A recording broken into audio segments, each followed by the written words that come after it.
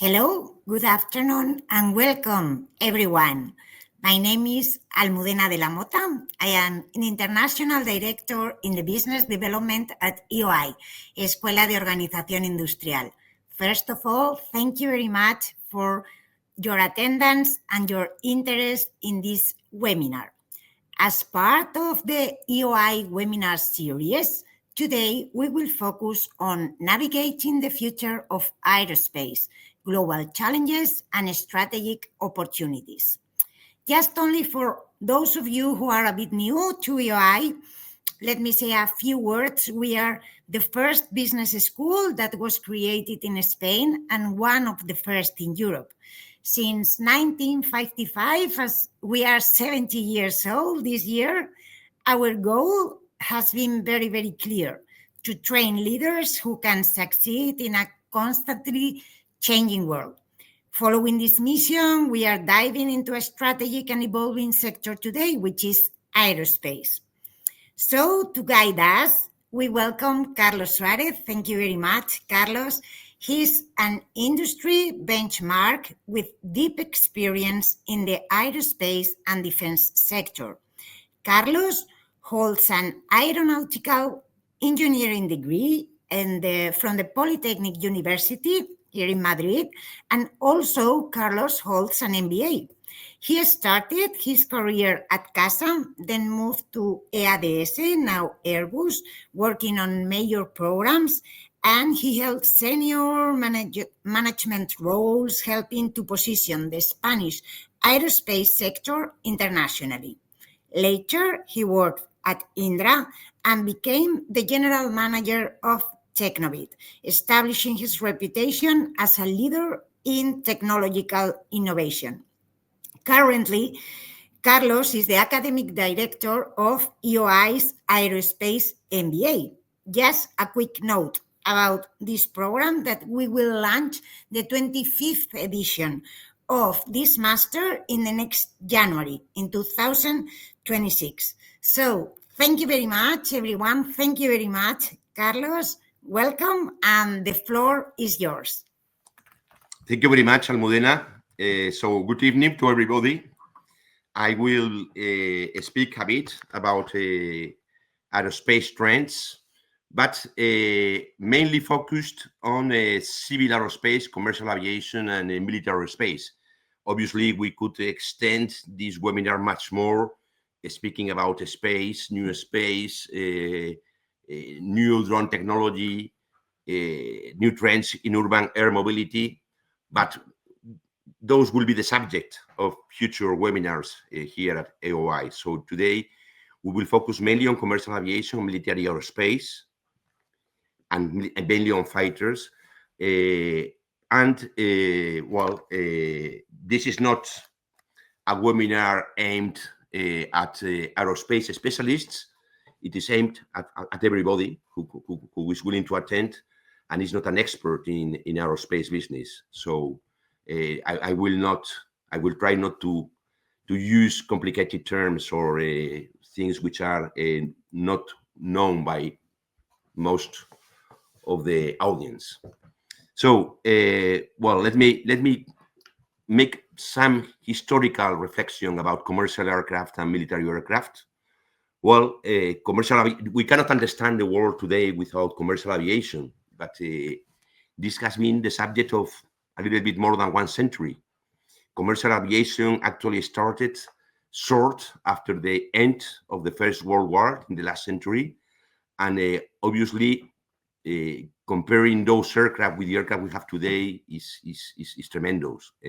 Even in the mid of the last century, when commercial jets starting operations, development of aircraft appeared to be something more simple than it is today. Aircraft has changed dramatically in terms of technology, in terms of equipment, in terms of engines, in terms of materials. And today, developing a new aircraft is a huge challenge. Actually, during the last 10 years, no brand new large commercial jet has been developed in the Western world, neither in the US nor in Europe. But if you want me to summarize what it means, commercial aviation, and how it has changed, well, during the last century, it was a luxury product. Only rich people or accommodated people or business people was able to use commercial aviation for trips, for leisure or for business. And today, it has become really a mass consumption asset. Today, almost everyone in the middle class in any country can afford to fly, either for business or for leisure. And obviously, commercial aviation in itself is a business. We don't sell aircraft to the consumers. The consumers buy tickets at the airlines. This is something very important to understand. Our customers are the airlines, not the end user, which is a customer of the airline. And a completely different business is a military aircraft. It has also changed dramatically. Military aircraft were first used in the First World War. It was mainly an auxiliary mean in those days. And today, fighters, military transport aircraft, tankers, mission aircraft are a decisive strategic factor, tactic and strategic. It is changing. This is changing a lot. If we look at what is going on in the Ukraine war, we don't see many fighters flying or fighting each other. And we see thousands, hundreds of thousands of drones operating every day. So things are also changing significantly in the military business. But no, in any way, whatever it is a use, it is very difficult to win a war without having the so-called aerial superiority. Let us start first with some commercial aviation trends. Many of you who are not familiar with the commercial aviation have probably heard that commercial aviation is a cyclical business. In fact, during the last century, there were several crises: the oil crisis, the Gulf War, the September 11 crisis, the financial crisis at the beginning of this century, that really had some impact, a significant impact in commercial aviation. But if we take it from a long-term point of view, the reality is that air traffic has doubled every 15 years, and that the world fleet size is multiplied by 2 every 20 years. So yes, there are some events, economical events, political events, war events, that have an impact on aviation. But in the long term, this has been a business which has grown very significantly. So I am not sure we can call it a cyclical business. Actually, prior to the COVID, which was by far the biggest crisis that commercial aviation has ever faced, the predictions were for a 20-year world annual traffic growth of 4.4 compound growth rate. Well, after the COVID, these figures have been revisited, but now the prediction continues to be very significant, with a 3.6 commercial growth rate estimated for the term between this year and 2044. So, civil market keeps growing despite cycles and crises, and this is a fact. Anyone who travels normally or goes to an airport, you will see that aircraft are normally full, and the airports are tremendously crowded. This is a situation today at any time during the year, obviously in the Northern Hemisphere, especially during the summer. It is true that the COVID had a very significant impact. In year 2020, there was an estimated revenue of nearly $6 billion for the airlines. And the reality was that the airlines lost more than 300 billion of revenues. So COVID, which is something very recent, it just happened 5 years ago, was the most dramatic event ever faced by commercial aviation.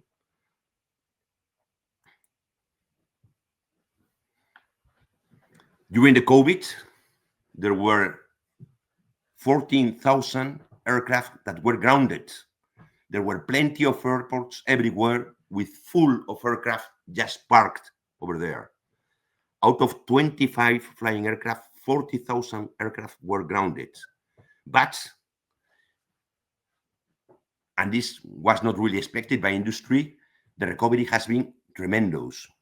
And in last year, in 2024, both domestic and international traffic worldwide was recovered, and we were above the figures of pre-COVID of 2019.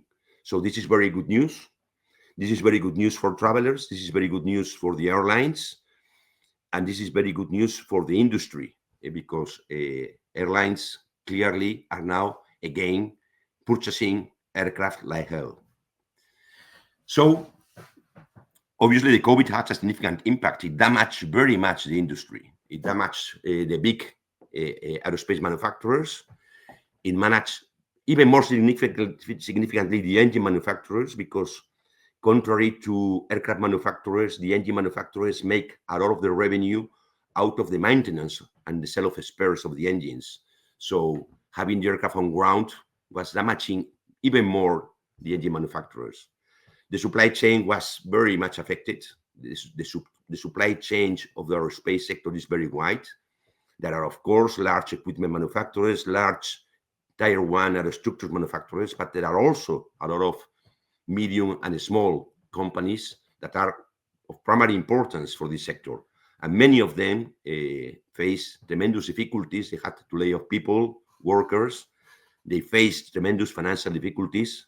And obviously, it has been a very significant challenge for the large manufacturers like Airbus, Boeing, or Embraer to recover and to rebuild the production rates of aircraft. So yes, manufacturing and supply chain management are now very important priorities for the industry. As it is product strategy, as I said before, during the last years, we have seen a lot of new versions of existing aircraft, like the 737 MAX from Boeing that face significant problems and unfortunately fatal accidents, like the 777X that it is still in development. And on the Airbus side, new versions of the A320, the Neo, the A330neo, the successful A321 ultra long range, new versions of the A350, but not yet new aircraft. We will come back later to speak about that. Innovation is extremely important for the new products that will come in the future. The key issue will be decarbonization. There is a commitment by the aerospace sector to have zero emissions by year 2050. That means 25 years from now, and that is a huge challenge. Okay? And clearly, in the next 20 years, we will see aircraft that will look very different to the typical aircraft we see today and we have seen during the last, let's say, 70 or 80 years. And as in many other industries, digital transformation at all levels of the supply chain, from the large manufacturers to the small and medium companies, is absolutely key in order to increase efficiency.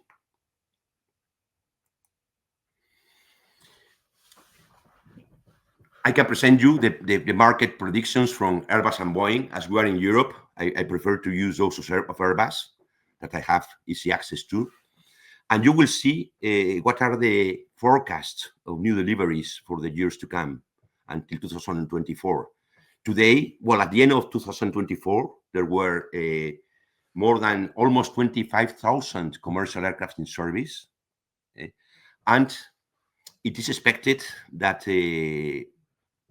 by the end of 2024, in just 20 years, there will be more than 43,000 new deliveries. In 20 years, some of the aircraft existing today will stay. You know, aircraft are very expensive assets, and they are supposed to last for long.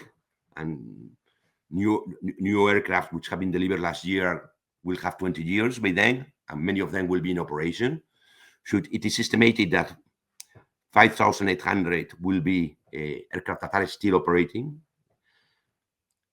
Almost 19,000 will be replacement of aging aircraft that are flying today, but almost 25,000 aircraft are estimated to be completely new.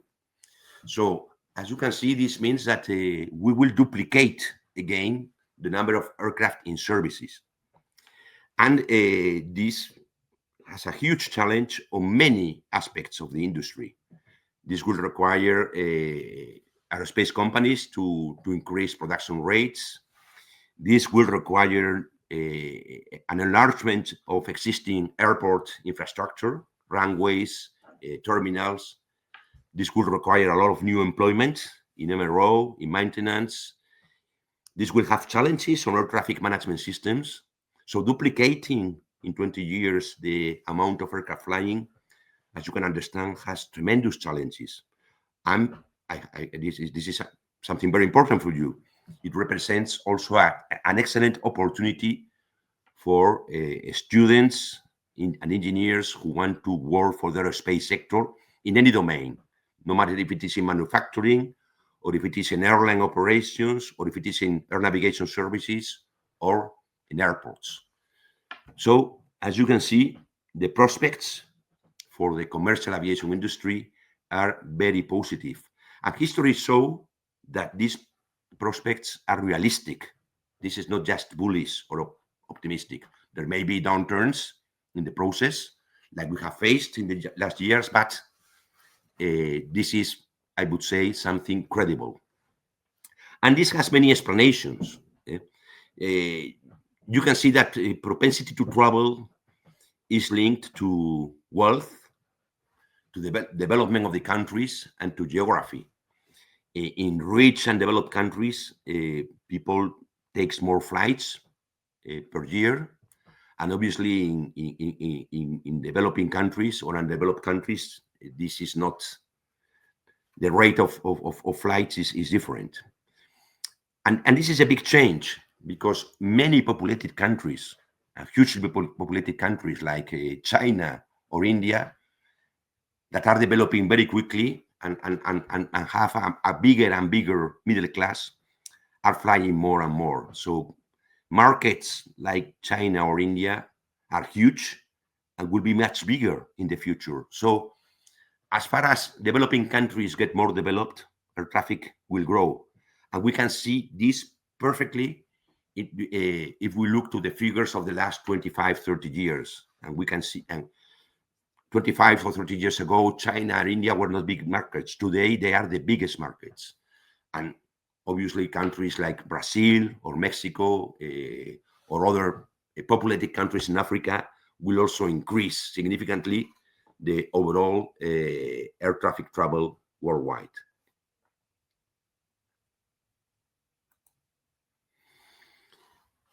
As I mentioned before, decarbonization is absolutely key. This will be the biggest technological challenge of commercial aviation and commercial aerospace in the next years. There is a lot of research and development going on in both at the engine manufacturers and airframe manufacturers. And there are three main technologies at engine level that will be key. Clearly, companies are working like Safran, General Electric, Pratt & Whitney, Rolls-Royce are working on new ultra-high pass turbine engines and advanced configurations with high-speed turboprop and high-speed propellers. Clearly, there is a huge effort in hybridization and electrification. Even existing commercial airplanes like 787 from Boeing or 350 are highly electrified compared to previous aircraft. And there is a lot of development and effort in sustainable alternative fuels like biofuels or synthetic fuels. So these three axes of research are now key in order to work in the decarbonization of this industry. And obviously, will not be the same for all the aircraft. For example, if we go to small planes like commuters, regional aircraft, it will be easier to electrify. It will be easier to include batteries, or even to change into hydrogen. This is not going to be the same for short range, medium range, or long range aircraft. Batteries are very heavy, and obviously it is not realistic to think that we will have large aircraft using electric engines. And technologies like hydrogen, which has a lot of future, require substantial changes in aircraft design, in logistics, and in infrastructure of the airports. So probably in the short term, medium term, we will see a much bigger effort on biofuels or synthetic fuels that have obviously challenges as well in terms of costs, in terms of in terms of design, but not comparable at all to those related to electric aircraft or hydrogen-powered aircraft. This is something you can see here if we put a timeline and we divide the market from intra-city air taxis in the bottom to large wide bodies. And you can see that, yes, for a small aircraft, small urban air mobility devices, for general aviations, electrification and hybrid technology will be realistic very, very shortly. But if we go to regional aircraft, middle of the market and large wide body, the focus will be on advanced gas turbines using synthetic or biofuels. So clearly this is by far the most important aspect to take into account from the technology point of view. But technological innovation is there. Clearly, issues like big data, telecommunications, artificial intelligence are also affecting aviation. Look, for example, to mobiles. Basically, the immense majority of the world population, even in undeveloped countries, use mobile phones. Today, there are more than, in the year 2020, there were more than 6 billion mobiles operating worldwide. Today, we're probably close to 7 or 8. And this also has an impact in aviation. Only a few years ago, 9 years ago, there were only 5,000 aircraft connected, in which you could travel with Wi-Fi. You could be consulting your WhatsApp, working with your computer and sending emails. Today, there is a substantial majority. There are more than 16,000 aircraft which are connected. This is just an example on how civil technology and consumer technology has also an impact in aviation. And we could put many other examples. But clearly, in some years, all the aircraft will be fully connected. So I will talk a little bit now about military space. I will come back to commercial along the presentation, because obviously this is a dual industry, and commercial aerospace and military aerospace are connected. Very often the companies are the same or are involved in both businesses, and many of the technologies are also common. But contrary to commercial aerospace, we don't buy tickets to fly fighters. We all fly large commercial aircraft with the airlines, but defense aeronautics is a very different business. It is obviously a strategic industry with high tech that requires a huge engineering know-how. It is fully dependent on military budgets from the states and from the geopolitical situation. And you probably know that today we're in a moment in which, due to the geopolitical situation, we are in all our countries increasing significantly the defense budgets. The defense cycle is long, even longer than the commercial aviation cycle. The design, development, series production, and service support of aircraft takes decades. For example, I can put you the example of the F-18s in Spain. They were procured in the 80s last century, and they will be operating probably 10 years more in Spain, at least many of them. So sometimes they remain in operation for 40 or 50 years, even longer than in commercial aviation. The demand is periodical. The financial cycle is very long as well. And obviously, it is a business in which nations, states are key. They are the major stakeholders. They are the customers, the only customers for defense and homeland security. We don't sell fighters or military transport aircraft to companies or to airlines. The states are also regulation and certification authorities. Normally, they finance the research and development activities for defense. They are in charge of the export control. We cannot sell fighters or military aircraft to any country. We can do it to those which are authorized by our nations. The states are sometimes shareholders of the defense companies, or at least they have golden shares or a mergers and acquisition control. They can decide to whom or to whom not to sell a company. And they are also in charge of the offset policy. Normally, when they buy an aircraft for a foreign country, they require some industrial cooperation programs and work in country. And these are very expensive assets because the productions are much lower. Only the US procures aircraft in large numbers. You cannot compare the production rates of a military aircraft in Europe, like the A400M, the Eurofighter, the Rafale, with those of the A320 or A321. The numbers are completely different. And you remember before that I showed you that during the last years, commercial aviation has been in a continuous growth. This has not been the same at all for military aviation. Yes, of course, during World War I, World War II, during the Cold War, there was a substantial production of aircraft. But after the Cold War finished, the production rates in all the countries of military aircraft declined significantly. Now, with the Ukrainian war, things are or maybe different in the future. Clearly, the demand for drones and ammunition is huge, not yet for fighters and transport aircraft. But the trends in military aircraft have been very different to those in commercial aviation.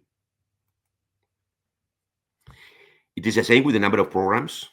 After the World War, there were plenty of military programs in the US, in England, in France, in Germany, in Italy, in Spain. And during the last decades, the number of programs has been very, very limited. And the costs of development of the assets, the cost of the assets has increased dramatically. You know, there is a former executive of the US Department of Defense, which then became a very important and well-known consultant, Norman Agustin, who established some laws about military programs. And I love this law 16. He said that by year 2024, the defense budget in the US will only be able to acquire one combat aircraft. This aircraft will have to be shared 3.5 days a week for the Air Force, 3.5 to the Navy, and leaving free the 29th of February of leap years to the Marines.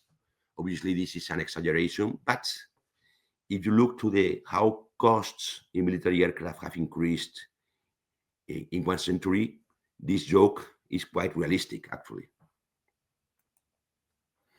And in Europe, we have been in a substantial disadvantage during many years. Even if we go to the figures of military investment last year, well, the US invested in defense 2.5 times the whole of the European Union. If we go to equipment acquisition, it is 0.2. In my view, it is even more dramatic if we look to the research and development figures. The USA invests 6.5 times the total of European countries. And the only thing in which we have more is in people. We have more people if we adapt all the people in our nations. And Europe has 1.4 times the staff of the US. So obviously this imbalance in budgets have an impact in the industry and have an impact in technology.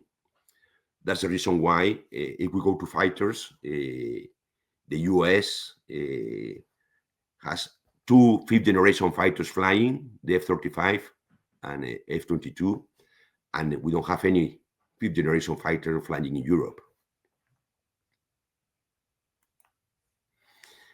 And if we look to the figures of defense investment as a ratio of the GDP last year, in 2024, in NATO members, you can see that particularly Spain was at the end of the list with 1.28. Well, this year, the government says that we will reach 2% or close to 2%. And as you well know, there is a commitment in NATO to increase significantly the defense budget, even to 5% in the years to come.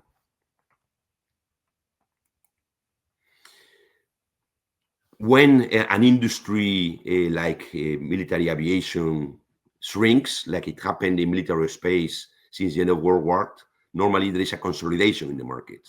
And yes, there has been a consolidation during many years in Europe, and there has been a consolidation in the US as well. If you look to Europe, from 30 companies that manufacture military aircraft in 1950, we finished with 12 in the early 70s.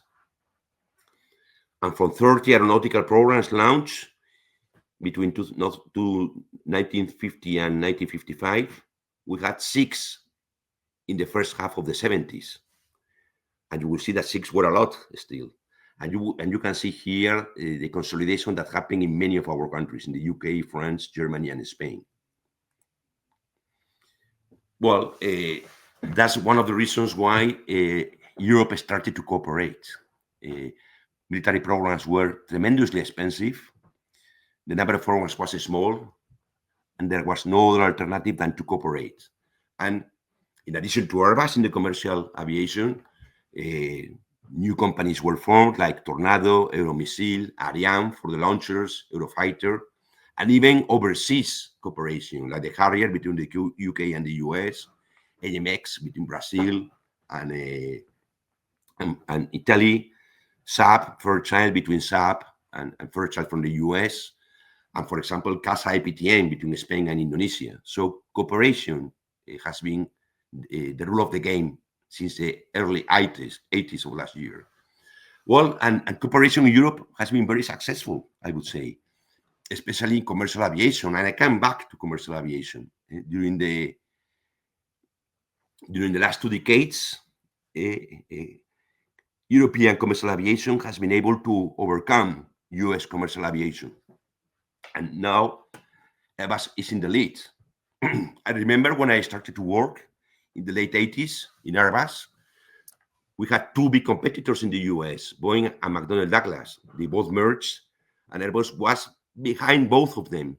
At some moment in time, we undertaken McDonnell Douglas, which was then purchased by Boeing. And since the early years of the century, European commercial aerospace has clearly become the leader. And coming back to commercial aerospace, while Airbus deliveries have grown significantly every year, it is not the same with Boeing. So we can say that Boeing, to some extent, is more cyclical than Airbus, that has continuously grown during the last 20 years. Well, let's come back to the US.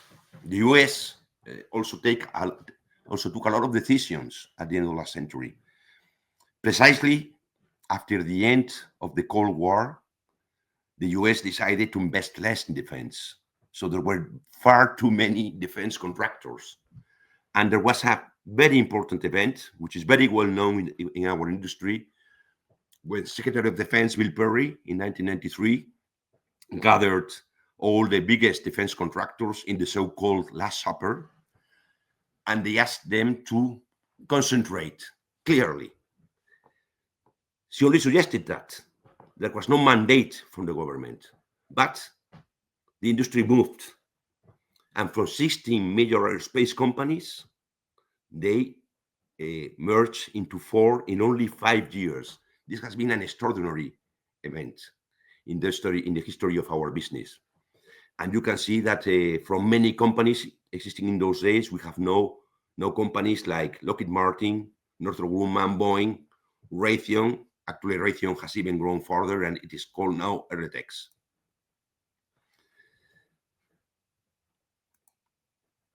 So it is important to benchmark the US in military and defense business. They have a clear national policy to maintain world leadership, to keep a technological leadership and advantage and protect it, to protect and maintain their industrial base. It is clearly strategic. The US understands very well that if you want to have a defense superiority, you need to rely on a strong industry. They realize that civil market and military market are linked. And they give a lot of credit to increasing the economical dimension and financial power of their companies. So yes, there is a national strategy, even if the US doesn't own $1 in the capital of any defense company. There is a national strategy. And well, Europe also did some homework. At the end of the last century and beginning of this, EADS, which is now the Airbus Group, was created. But we have to recognize that this was a consolidation much more motivated by the civil business than by military. In those days, Airbus had significant challenges. We were just starting to design the A380, and the lean structure of a group of economical interest that Airbus had in those days was considered insufficient. And we realized that we have to become a real company. Obviously, this has some implications in defense, but basically only for Spain and Germany, because France and the UK kept more of their defense aeronautics outside of the Airbus Group. And yes, obviously, there were other moves. Eurocopter was formed a few years before between the French and German helicopter companies, which are part now of the Airbus Group. The missile business consolidated significantly with MBDA, also space with players like Astrium, which is now part of Airbus, and Thales Alenia, which are now merging as well. And also between Brits and Italians in an helicopter company like Augusta Westland, which is now part of Leonardo. But obviously, this consolidation process in Europe has stopped during the last 15 years. And clearly, there is a need to continue in this consolidation. And many things have changed in the last years. For many years, the European Union was not interested in defense, which was something in the domain of the national, of the nations. But now the European Union has a foreign policy, it has a defense policy, and even this year, in April this year, the European Union published a white book for defense and announced an 8 billion euro boost for defense spending that will be key to rearm Europe and will be key to raise the profile of European defense industry. So Europe is also moving. And obviously, the US administration, especially since President Trump is again in this new term, is really demanding Europe to move and make its own homework and protect itself, not rely anymore on the protection of the US. Unfortunately, there are things that do not appear to be changing.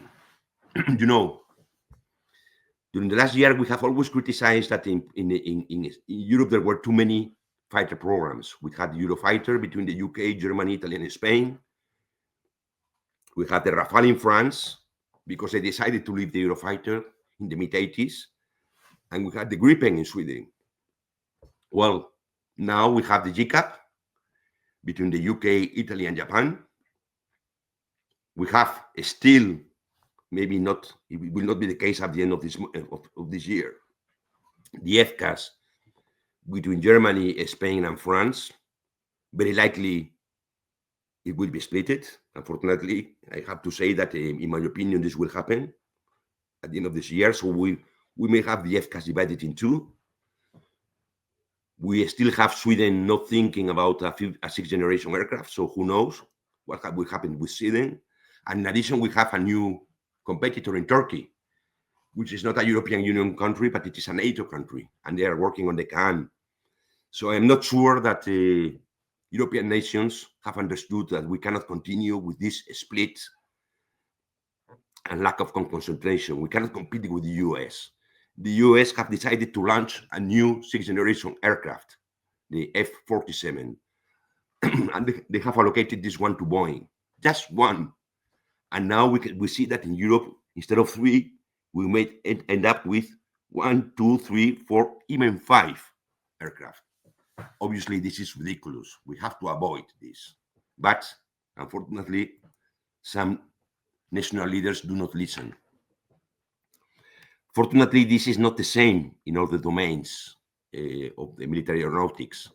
In Europe, we have one major military transport program, the A410, one major tanker program, the A330 MRTT, one major Male drone, like the Eurodrone, and obviously we have some significant consolidation in helicopters and in mission aircraft. So not everything is bad news, but unfortunately, I am not that optimistic in this case. So possible conclusions. Well, I will put here some slides of when I did the same lecture in person to a big class. I use again Augustine's law, number 2. If today were half as good as tomorrow it is supposed to be, it would probably be twice as good as yesterday was. I'm not sure if this rule is always fulfilled. So how can we imagine the future? You can tick in one of these 5 possibilities. There will be a unique aerospace industry in Europe. We're still far from that. There will be one European pillar, one North American, and maybe another one, mixed Europe-US. There won't be nationalities. There will be 2 large mixed pillars from both sides of the Atlantic. We will restart the fragmentation cycle, hopefully not, but it is a possibility. Or who knows? Maybe we will be in a scenario of BRIC supremacy, especially today, looking more at China than to Russia. Well, this was the result of the poll in the class. The majority thought that there would be one European, one US, and one mixed, and many thought that the BRICS could become an issue. And by the way, this last one is serious. If you look to China, they are today flying in China many COMAC C1919, not jets in Europe or the US. There is a certification barrier, but I am sure that in less than 10 years, we will start to see a lot of Chinese commercial aircraft flying worldwide. You only have to go to the streets of any European city, and you will see plenty of Chinese cars that 10 years ago you didn't know they even existed. So I am sure that Boeing and Airbus will face a huge competition from the Chinese from now, let's say, into the next 10 to 20 years. This will happen for sure. And as far as defense aerospace is concerned, they are flying 5th generation aircraft, and they claim they are already flying a 6th generation fighter. So yes, of course, China is a very powerful economy. They invest huge amounts of money in research and development in all domains of technology. And yes, they are going to become a very tough competitor. We have to understand that. So there are many possible scenarios depending on how powerful China will be. I am not sure that we will be in a Chinese century alone. And I am not sure that China will vanish or get into a crisis. But I do believe that Europe and the US will have now in this aerospace business, both in the commercial and the military domain, a fantastic and formidable competitor. This is for sure going to happen, in my view. So this is basically the end of this short lecture. And of course, I have time to answer some questions. And I would like also to speak a few words about the Aerospace MBA that we have here in the AOI.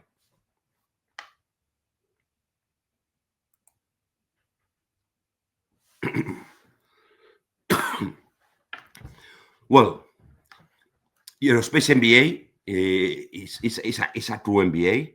As Elena mentioned before, AOI is the most senior business school in Spain. And our MBA is, let's say, the oldest in Spain. And the Aerospace MBA next edition will be the 25th, 1/4 of a century, working on the education of people with engineering or economics degree or whatever degree to increase their background in business management and in aerospace management. So this is a fantastic program that it is conducted by professors with true experience in the sector. Obviously, for the business management area, we have professors from many other sectors, but in the aerospace intensification, all our professors have fantastic experience in the domain they conduct. So we will start a new 1-year course in mid-January 2026. And I truly encourage all of you to take part of it. You can do it presentially in Seville, but we have fantastic technological means, and you can do it in a remote manner. We have the classes Thursday and Fridays, afternoon, evening, so it is perfectly compatible with your work. And we like especially to have people with some experience between let's say 5 to 10 years, but of course we also accept people with less than 5 years of experience and more than 10. So I truly recommend you to have this experience. We have now, after 24 years, a lot of alumni, and many of them are now working in very senior executive positions in the aerospace industry all around the world, especially in Spain and around Europe, in companies like Airbus, like Thales, like the European Space Agency, like Safran. So we have alumni everywhere in the industry.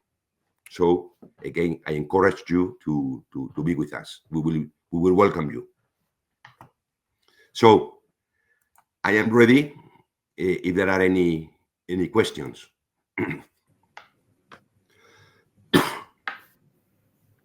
Almudena. Thank you, Carlos. Thank you very much. Thank you for your effort. Thank you for your interesting presentation. Definitely. And of course, because full of content, but at the same time, so accessible and understandable for all type of audiences. So very interesting. Also, the program, definitely, this is going to be the 26th edition of the Master. So it's a very, very well-based program in EOI. Yes, our colleagues, all the attendants, okay, that you are now, please feel free to write if you want any question in the chat, and we will more than pleased of sharing them with Carlos so he can answer them. And I apologize because I have a very significant cold and I have some difficulties with my voice. So. Of course, Carlos, it's just another reason to say you thank you again, because of the call, because of the effort, because of the hour, but well, although all of that, very interesting in terms of content and attractive presentation. I see a question from Elizabeth that she's planning to study aerospace aerospace engineering in the future. And she wanted to know if you consider it a job with a lot of demand. Of course, there is a lot of demand. Well, there is much more demand than offer. We are missing engineers in all the sectors, not for sure in Spain, but all around Europe and also in the US. We have a tremendous shortage of aerospace engineers in the aerospace industry. So yes, of course, there is a huge demand. Every student who is competent, and Elizabeth will be very competent, I am sure, will have for sure a good job after finishing the degree. Thank you, Carlos. Of course, a lot of more than offer. Really, really interesting in that sense. Well, maybe while they are thinking in another question, I just take approach to thank also our attendees. We will inform you that in the following days, we will send all of you the link to the webinar recording soon, and also with the presentation that had recently used Carlos. Thank you, Carlos, also for sharing with us the presentation.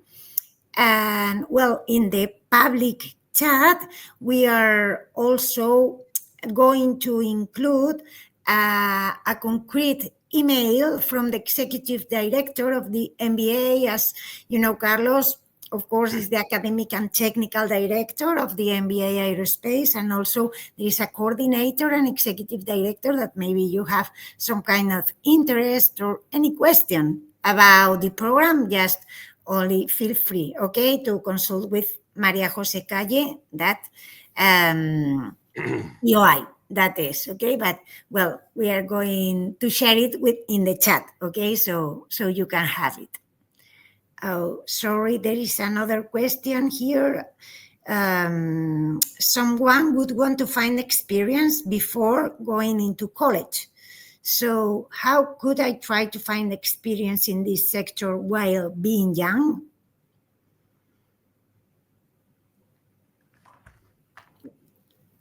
The question, sorry, is that someone very young that wants to find experience in the sector, yes, but before going to the college.